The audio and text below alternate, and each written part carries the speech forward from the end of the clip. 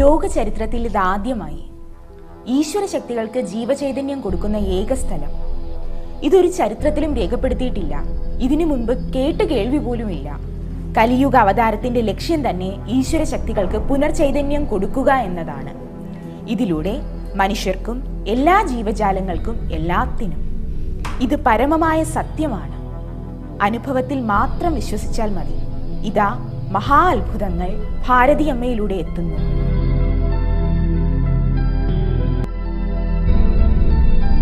ജാതിമത ഭേദങ്ങൾ ഒന്നും തന്നെയില്ല.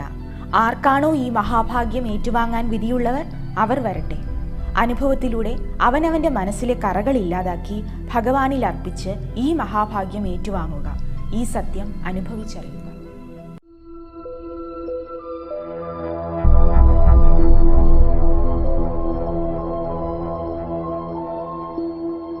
ഇവിടെയുള്ള ദൈവത്തിന്റെ പേര് ജനകത ഔഷന്നു ഇലൂഷനും ജനകത ഔഷന്നു ഇലു ഇഷാനിയുമാണ്. ഇതിനു പുറമെ നവചകന്മ എന്ന പുതിയ സൃഷ്ടിയുമുണ്ട്. അത് ഓരോ ഈശ്വരശക്തിയുടെയും ജീവചൈതന്യ രൂപത്തിൽ നിന്ന് ഉടലെടുത്തതാണ്. ഈ നവചകന്മ ഇവിടെ വരുന്ന ഓരോ സ്ത്രീകളുടെയും ശരീരത്തിൽ പ്രവേശിക്കുന്നു. അവരിൽ നിന്ന് ഈ സൃഷ്ടി ഭാരതിയമ്മയുടെ ശരീരത്തിൽ പ്രവേശിച്ച് ചൈതന്യമെടുക്കുന്നു. അത് ഇവിടെ വരുന്ന എല്ലാവർക്കും അറിയാം. അനുഭവത്തിലൂടെ മാത്രം വിശ്വസിച്ചാൽ മതി. ഈ മഹാഭാഗ്യം ഏറ്റുവാങ്ങാൻ വിധിയുള്ളവർ വരട്ടെ.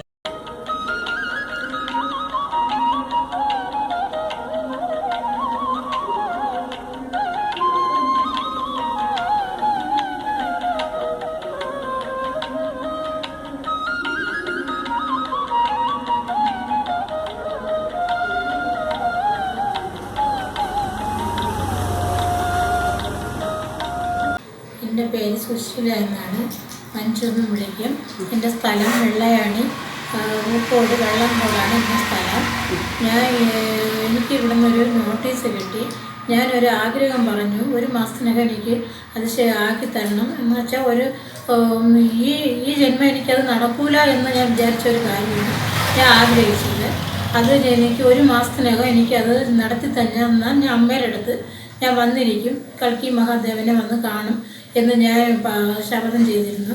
പക്ഷേ ഒരാഴ്ചയിലോ 2 ആഴ്ചയിലോ 3 ആഴ്ചയായിട്ടും ഇത് നടന്നില്ല. അപ്പോൾ എനിക്ക് ഞാൻ കൊച്ചിൻ്റെ അടുത്ത് ഞാൻ പറഞ്ഞു, എനിക്ക് ഇതൊരിക്കും അതൊന്നും ശരിയായില്ല. അപ്പോൾ ആ കൊച്ചു പറഞ്ഞു, നീ സമാധാനപ്പെട്ട് നീ ആഗ്രഹിച്ചതുപോലെ നടക്കും എന്ന് എന്നോട് പറഞ്ഞ്. അതേപോലെ 1 മാസം തികയണതിന് മുമ്പ് തന്നെ ആ കാര്യം ഞാൻ വിചാരിച്ച കാര്യം എനിക്ക് നടന്നു.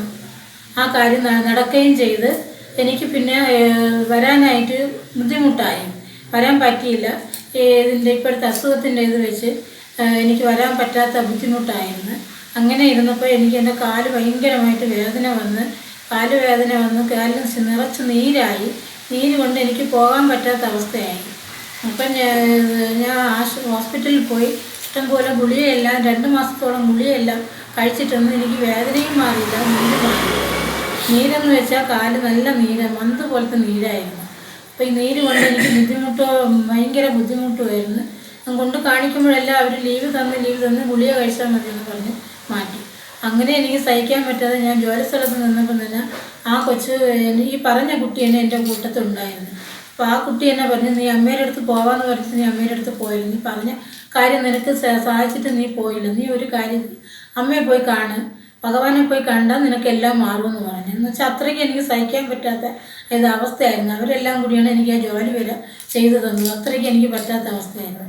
അങ്ങനെ അന്ന് തന്നെ ഞാൻ വീട്ടിൽ വന്ന് കുളിച്ചും കൊണ്ട് എൻ്റെ ഹസ്ബൻഡിനെ വിളിച്ചും കൊണ്ട് എനിക്ക് അമ്മയെ കാണാൻ പോകണം, എനിക്കിന്ന് തന്നെ പോകണം. അപ്പം അമ്മയുടെ അടുത്ത് പോകണമെന്ന് പറയുമ്പോഴെല്ലാം എൻ്റെ ഭർത്താവ് പറയുക, അതിപ്പോഴവിടെ ഇല്ല, അവിടെ അസുഖങ്ങളൊക്കെ ആയതുകൊണ്ട് ഇപ്പോൾ അവിടെ അത് കാണുകയൊന്നുമില്ല എന്ന് പറഞ്ഞു. ഞാൻ പറഞ്ഞില്ല, അവിടെ ഉണ്ട്, നമുക്ക് പോകാമെന്ന് പറഞ്ഞു.